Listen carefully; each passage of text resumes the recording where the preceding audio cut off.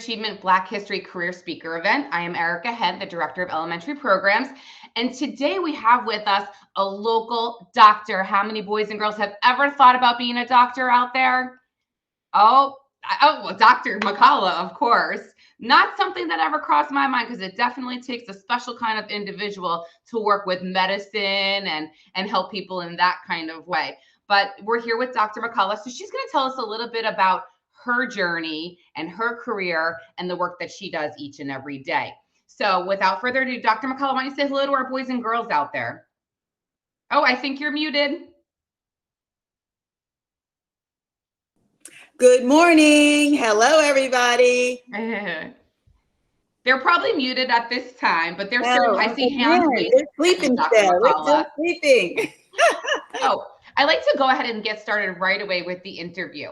So when you were a child and you were sitting in those seats that they're sitting in right now, what did you want to be when you get older? I always wanted to be a doctor. Always? Yeah, always. I did. I don't remember who said it first. I think maybe I did. Maybe I said one day, yeah, I want to be a doctor when I grow up. And my mother took it and ran with it. So every time someone said, what do you want to do when you grow up? My mother said, oh, she wants to be a doctor. And it stuck. That's what you call a self-fulfilling. You set your goal early on in life, didn't you? Set your goal, right? But that's something that's called a self-fulfilling prophecy, right? So the thing that you hear over and over again kind of sticks somewhere on the inside, and it helps you achieve that. So if you say, I want to be great at math, and you say it every day, you'll be great at math. If you say you want to be great at basketball, you say it every day.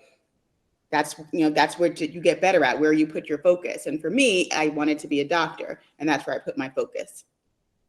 Absolutely. We can, the words that we say to ourselves can certainly dictate the direction that we move in, right? Absolutely. Did you play doctor when you were younger? Did you have a stethoscope and listen to people's hearts? I know I played teacher for many, many years, and you know what? That's the first time that I had. Yeah. I think I was always concerned with making sure people were okay and well. But no, I don't recall having a stethoscope, but both of my parents were in the health professions as well. So that was, yeah. Yes. So tell us a little bit about the work that you do as a medical doctor. All right. So there are lots of different kinds of doctors. So there are doctors that if you break a bone, like an orthopedic surgeon that will fix that bone, put it in a cast or do surgery to fix it for you. There are doctors that if you're very sad or having trouble dealing with things, that can help you feel better, and they give medications to kind of stabilize your mood. There are doctors that maybe delivered, most of you guys brought you into the world. Those are OB-GYN doctors. And then there are doctors that kind of do a bunch of things, right? So that's going to be like family practice, where maybe in smaller communities, there are the doctors that everyone in the family sees from when they're little to all the way as an adult. And then there are doctors that you see when you get into a bind, and they take care of everything. And that's the kind of doctor that I am. So I'm boarded in emergency medicine. So if you get really, really sick, have an asthma attack, get a big cut, you see somebody like me in the emergency department. Because I'm boarded in emergency medicine and I see a lot of things, we use our hands a lot, and so we're good with a lot of different things. I also have an aesthetics practice, which is the practice of making your face and skin look more beautiful. Emergency medicine, aesthetics, this is all very important stuff. And hopefully our boys and girls can stay out of the emergency room. Yes. That there's people out there like you with a very, very big heart that just are here to help and help our community. So can you tell us a little bit, did you grow up down here in South Florida? Where are you from originally? I did. So I grew up in Broward County many, many years ago. I went to Nova Elementary, Middle, and High School before it was like a big conglomerate. My family is from the Caribbean, from Jamaica. And so I guess I was the first generation to be born here in the United States. Where did you go to college? I went to Howard. So I chose to go to an HBCU. That's a historically Black college and university. Going back in this country, there was not a lot of equality or equity for a very long time. And there were schools specifically designated where people of color, so people that look like me, that have dark skin, were able to go to. Howard University is one of those schools, so founded in 1865, and it was also one of the Freedmen Bureau hospitals. So, I'm a doctor, right? So I treat all kinds of people, but in the 1800s, just around the Civil War time, there was no place that anyone of color could be treated in a hospital system. And so there were these different hospitals established all over the country called Freedmen's hospitals. And they weren't that great, but they were definitely better than no hospital system at all. At that time, also, people didn't have insurance, and hospitals were very expensive. So the Freedmen's hospitals were established to take care of people of color.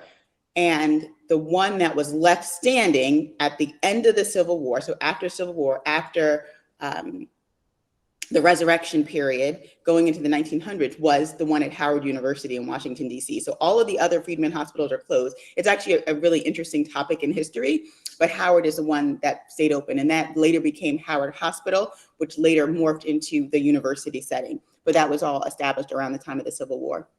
And then you went to school in D.C. I went to undergrad and medical school. And then came back to South Florida. Well, here I am.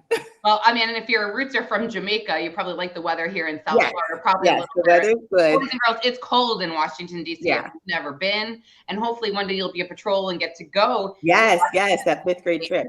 Yes. So Ms. Penn, just so you know, I took the 5th grade safety patrol trip to Washington, D.C. It wasn't safety patrol then, but it was amazing. And I said, I want to be here one day. Yes.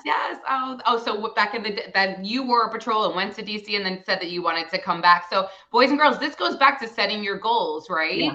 Setting your goals on whatever it is that you want to achieve. So even as you're sitting in elementary school right now, you might be thinking, I want to be a doctor or a chef or, whatever it might be, or it might be, I want to be a safety patrol in 5th grade. Yeah. Whatever your goal is, set that goal and work towards it. Awesome. So, being a doctor, challenges and so many wonderful things all at the same time. What is the absolute best part of your job? The best part of my job is when someone comes in with something that for them is like devastating or anxiety provoking, and I'm able to fix it like right then and there. So somebody's really upset about something and they come in and they're just struggling. Yes. And then as a doctor, you're able to help them make that turnaround. Yes, that honestly, I think that is the most rewarding thing. Or seeing people come back saying, wow, that was a really tough time. I was really scared with that asthma attack that one day, and you helped me. Excellent. So that's actually that's the best part of my job. I can see how it would be that general, like helping others and knowing that you are the person that's making such a difference in somebody's lives.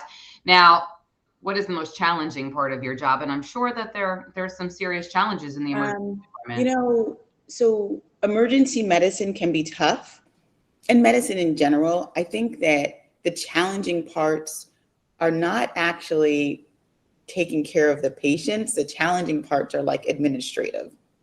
Some of like and you mean like the paperwork that comes along with it, or dealing with different other organizations and that kind of thing. Yeah. Because for me, I don't know, the whole blood and those parts of being a doctor. Yeah, that doesn't bother me at all. That doesn't bother you, and that's why you're the doctor. And that makes sense, absolutely. So you sound like you've really done a great job with following your aspirations. Do you have what's been your influence? What's been your support system along the way? I would absolutely my family. Yeah. So love up on your moms and dads, or aunties and uncles, or the neighbor that really looks out for you and cares for you. So family is who you are biologically related to, but it's also who you choose, right? So we get to choose our circles and I would say, my mother used to say this, I didn't understand it when I was younger, and this may gloss over you, but you will find that the people that you surround yourself with the most are the people that you are going to be the most like. So they say, birds of a feather flock together, or show me your friends, I'll show you who you are, like those kinds of things. So make sure that you're surrounding yourself with people that are going to help you grow stronger and not get in trouble. So you don't want to be surrounded by the person who's, going to make you laugh in line or something like that, right? You want to surround yourself with people that are solid, that also want to do well. And even if you're the person that laughs in line all the time, then you want to surround yourself with people who have better self-control so that you can learn those skills also. Yesterday, So yeah, for me, it's definitely who I was surrounded with. yesterday we spent a lot of time talking about choice, and we make Yeah. all the choices from the very minute we Yeah, wake up in the morning that's till the right. time we go to sleep. And this is kind of what you're speaking about, who we surround ourselves with, whether it be family or friends. We're going to take on some of their traits and personalities and habits, right? So we want to make sure that we're always surrounding ourselves with positive people that are going to help us move along towards our goals. Awesome. So what does Black history mean to you? So that's a tricky subject. Black history is American history. It's history, right? So we differentiate in this country and some other places because the Black community, or when I say Black, I mean people of African descent, that community was marginalized in this country related to the mid-Atlantic slave trade. So that's the only reason that there was marginalization, because it was economically advantageous, meaning that it helped other people get a lot of money. So, money, people like money, money helps you buy lollipops, money helps you buy big fancy houses or whatever. And so that, I think, is the main reason that there is a Black history. So for a long time, a lot of people felt that Black people or people of color, people of the African diaspora, people of African heritage had nothing to offer outside of labor, meaning work, like, picking up things or things like that, cleaning up. And so Black history was designated as a separate part of history in order to kind of highlight good things that people of color had done. So there's lots of different things, or a lot of different authors, like writers, Langston Hughes, Maya Angelou, Zora Neale Hurston, actually who's from Florida. And there were a lot of scientists, Charles Drew, who developed blood transfusions, the peanut guy. So lots of different people who offered a lot of different things in terms of enriching and helping the culture in the United States. And so we have set a very specific time to talk about Black history, to illuminate that. So that's what Black History Month is about, right? So showing, hey, wait, we did things too, or these people did good things too. Now there's a month for everybody. Everyone has a month. But the reason that Black History Month was started was because the Black community was brought into this country as chattel. And then there was not a lot of equity. So, but my designation is that Black history is American history, because Black people that were born in this country, my family came from Jamaica, but I was born here. So my kids were born here. So for them, this is their country. This is where they're from, from the United States of America, or the Americas. But you have people that were born here for 5, 10 generations, like their mothers, their mothers' mothers, their grandmothers, great-grandmothers, great-great-great-grandmothers, but they weren't actually considered American citizens until the 13th and 14th Amendment were passed. So. Well, Dr. McCalla, you have so much knowledge and so much passion, and we really, really appreciate you sharing it with us today. So if you had some words of wisdom for our boys and girls out there, what would be your words of wisdom for them?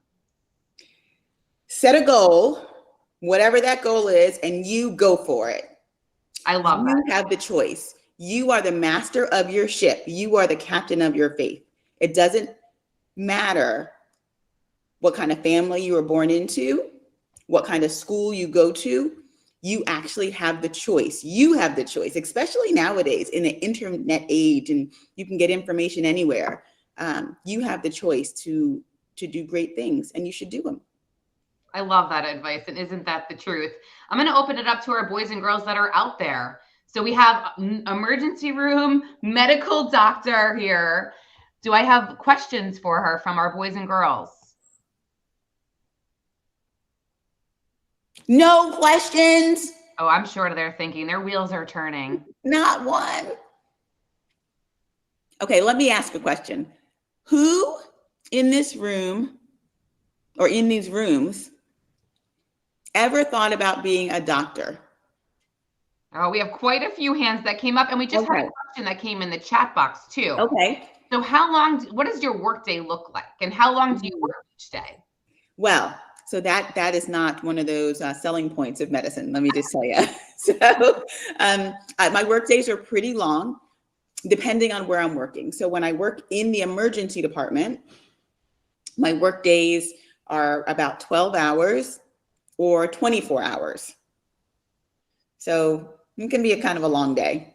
But you don't work 24 hours every day, right? It's No. a couple days off. Yeah, so I'll work maybe 24 hours, kind of like how firefighters work, 24 hours, and then they're off for like 3 or 4 days. So I work like that. I also, when I'm in my private office, I have great hours, 10 to 4.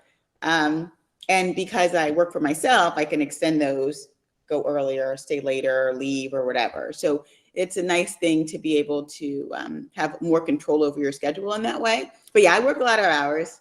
I always have to. Oh, well, the kids. How much money do you make? So isn't it all about the money? No, it's not. You started off telling us Let me say. others. So it depends. So the thing that really drives medicine that is kind of tricky is there are lots of different kinds of doctors. So not all doctors are the same, right? So you have some doctors that do more what we call primary care practice. So that's going to be like your pediatrician, internal medicine doctor, the doctor that and your family practice doctor that you'll see for vaccinations. Are you growing properly? And unfortunately, those doctors, I think, are the most important ones because they catch all the things early. Those doctors tend to make the least amount. Maybe 90,000 or so is what your pediatrician is probably making, but they don't have a heavy, crazy workload. The patients are nice to them, and and it's somewhat of a relaxed environment.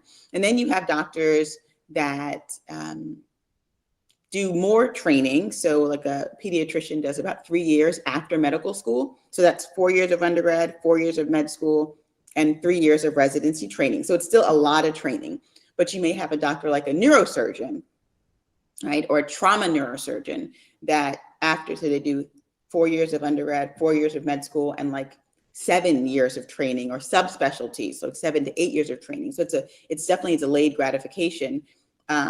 And those doctors, boys and girls are doing the math there, but we're talking about 15 years, boys and girls, of college and post university work. So after high school. So if you start from K through 12, you've done about 13 years of education, and we're saying another, like double that, another 13 years. So it is a pretty big commitment, and it's a delayed gratification because while you're working, you're not really making any money for those 15 years. So if you do it based on like a exponential value, if you were to start to invest at 18, you would probably have the same amount of money, even if you worked at Wawa, right? Because it's $15 an hour, as someone who went to medical school and did 15 years of training afterwards. They just make a higher salary because they have a shorter time to earn that money before retirement, if that makes any sense. But so those people make a lot more money. So we're talking like 500,000-600,000 kind of like as a base salary, but up into $1 million orthopedic doctors if they're doing lots of surgery. But then it also about how much you're doing, how much you're working, how many surgeries are you doing every day? You're doing 2 surgeries versus 10 surgeries a day. It's a lot of work. And some of those doctors work 15, 16 hours every day, not just every so often like I do in the emergency department. So I think it's really important that boys and girls evaluate what their goals are, what they're passionate about, what makes them happy, and kind of look at their career path from there. I love this one. What is your favorite book? I can tell that you're well read and that you enjoy reading. There's no doubt about that. Do you have a favorite book, whether it be with your children or on your own? So I do have a favorite book, and my favorite book is actually Siddhartha. I don't know if you've read that. It's a book that's about, it's kind of about meditation, but I read it in middle school or high school or something. I think middle school. It's a great book. It's about a Brahmin, so like an Indian sect who basically goes through his whole life trying to figure out who he is. So he starts out as like, doing a lot of praying, and then he goes into being more of the world. And at the end, he finds his peace just rowing a boat. So it's really about finding your inner peace. Ultimately, at the end, it doesn't matter what kind of career you choose. You want to do something that's going to keep you happy and make you, help you be happy. Life is hard enough as it is, and your job shouldn't be one of those things that makes it harder for you. Absolutely. I read that book too. And I think I still own it. I do enjoy that one. Yeah. So that one and Jonathan Livingston Seagull. Okay. All right. Yeah, that's a short book. You guys can all read that, actually. And then one last question for you, because we do need to wrap up here soon. What inspired you to become a doctor? I think you kind of touched upon this earlier, but Yeah. if there was any one thing that really just made you want to go for it. So we all have different skills, right? So some people are more athletically inclined. Some people are more science inclined. Some people are more literature inclined. I was actually a math and science kind of girl. So, and I wanted to help people, and it was a natural fit for me.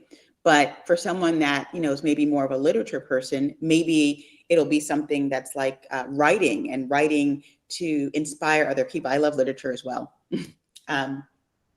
Anna Karenina is one of my other favorite books. But I think you have to find out what your natural talent is, whatever that is, and you hone that skill and you treasure it, and then you allow that to illuminate and bless the whole world.